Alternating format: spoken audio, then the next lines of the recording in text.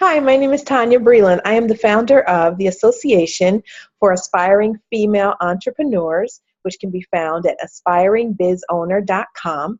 And I am often asked questions by individuals who are looking to start their own business because I often help people towards fulfilling their purpose and living their dreams. And so when they're looking to start their own business or they are in the process of getting their business off the ground, they will ask me questions. One question that is often asked of me is, what is it that I need in a plan? I talk about this in my book, Fight to Make It Happen. And I give 6 power principles to fulfilling your purpose and living your dreams. Well, let me just talk a little bit more in depth about a plan and the kind of plan that you need when you're starting your business, because it may not be quite the same as when you're just trying to do something new in your life, like write a book or go back to school or get a new job. The plan that you need for your business must be very detailed and certainly more detailed than some of the other ideas that you might have that you want to fulfill. So what you need in your business plan before you can even get started in creating your business plan, there are a few things that you need to know. Okay, so what is it that you want to do? What kind of business do you even want to build? What area of expertise do you have? Or where do you have a lot of knowledge or experience that you can put into a business? Those are questions that you're going to need to answer before you even write anything down. Once you begin writing things down, you'll need certain information. All right, so you've already figured out what you're good at doing. You've figured out what you're interested in, what you're passionate about. And so now you need to actually begin creating a plan that will help you execute and get your business off the ground. All right, so let's talk about your mission. What is your mission? I.e., what is your purpose in starting your business? What's your why for starting your business? That's very important, okay? If you don't know what that is, that's going to make it a little bit difficult for you as you're planning, because you may just do anything. If you don't have a mission and a purpose that all of your plans are aligned to, you'll be all over the place and you'll be no place. All right, so what is your mission? What is the vision? In other words, what is it that you see for your business down the road? What do you see yourself as being or becoming? Do you see yourself as being a premier organization that serves a certain population of people, or that provides a particular service or product to a particular target audience? All of those things kind of help you in creating your vision statement in terms of what it is that you can envision for your business down the road, a year from now, 3 years from now, 5 years from now. Some people go as far as 10 years from now. What do they see for their business? That's a part of the vision statement, and you can Google templates and ideas for how to create one, but this just gives you an idea of some of the things that you need to include in your plan. You need to know what your values are. What's important to you? What will be important to your business as you are fulfilling your mission? What are the goals that you want to set for your business? Okay, so the goals need to be aligned to your vision and also need to be aligned to your mission. If they aren't aligned, then you've got to do something. You got to go back and redo something, because they need to be parallel to one another.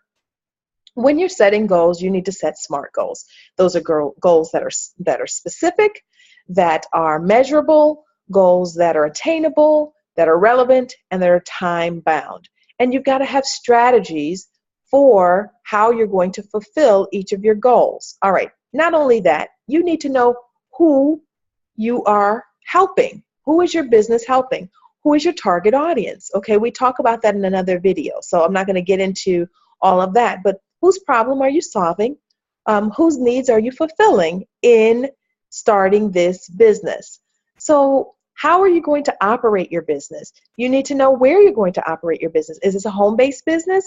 A lot of entrepreneurs start off in their home, but then what happens if you hire employees or if you hire consultants? Who will be the people that will work with you? What will your leadership structure be? And even before all of that, what type of business is it? Is it an LLC? Is it a corporation? Is it a sole proprietorship? All of these things you need to figure out before you really develop your plan. And sometimes you may need to consult with others. And an accountant may be someone that you need to have that you consult with. You may need an attorney to help you with this. Also, there's paperwork that you have to fill out for the IRS or the Department of Labor. Your state may have some paperwork, business registration paperwork that you need. You may need an EIN. All of those things are part of the structure of your business. So what industry is your business going to be in? You know, the industry that you serve. Is it the construction business or the education industry? Or is it the tech industry? I mean, there's so many industries out there. You need to know what industry are you going to be a part of, because there are some norms in each of these industries. And there's some things that you may want to find out that are specific to just your industry as you're developing your plan. You know, so what is the product and the service that you're going to provide? You know, do you have tangible products that you make? And if so, where will you make them? How much will they cost? Do you have services that you're providing? What are the prices that you're going to offer to your clientele and your customer base? You're also going to need to know a lot about your financials. Okay, so we talked about pricing very briefly, but in addition to pricing, what are your costs going to be? What kind of revenue are you going to bring in your first year, or your third year, or your fifth year? What do you expect? What are the expected costs? What are the expected expenses that you're going to have? Okay, so let's talk about those overhead costs. What are the kind of things that you're going to need to pay for? Well, right off the bat, you may need to pay for an accountant and an attorney. You may need to pay for a web designer. You may need to pay for someone who's going to create your logo and your business cards. And these may be individuals, or they may be services that you look for online that provide this to you. These are costs that you may need just to get started. You may have to pay for you will, at least in my state, you'll have to pay for your business registration paperwork.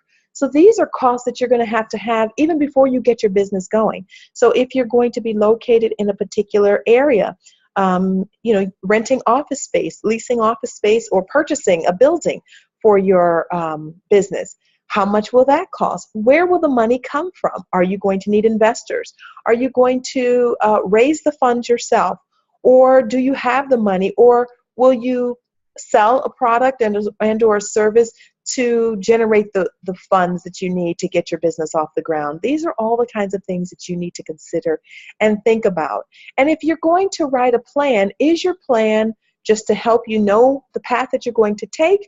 Or is your plan going to be given to a potential investor or potential financier who will help you get your business off the ground and give you the resources, the financial resources that you need?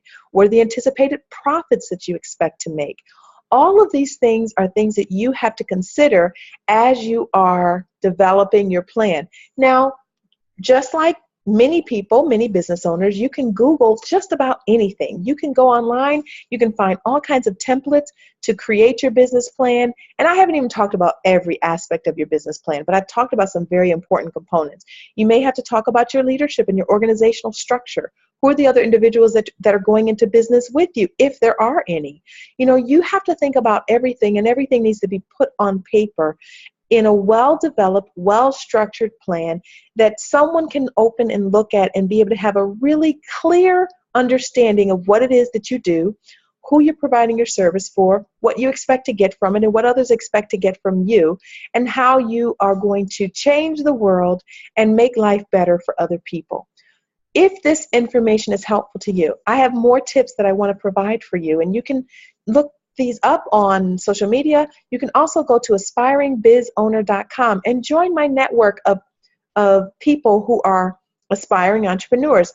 We are you will join a membership for $1. The membership is the Association for Aspiring Female Entrepreneurs. Now, I have nothing against males, and it's not that males can't be a part of it, but typically I work with females who are looking to start their own business. So that's the reason why I've started this organization. But you can go to aspiringbizowner.com. It takes only $1 to join the organization. I look forward to working with you, to meeting with you, and to providing you with resources that are very valuable to helping you getting your business off the ground. This is just the tip of the iceberg, but I have so much more for you that I'd like to be able to offer to you. Thanks for joining me, and I look forward to connecting with you.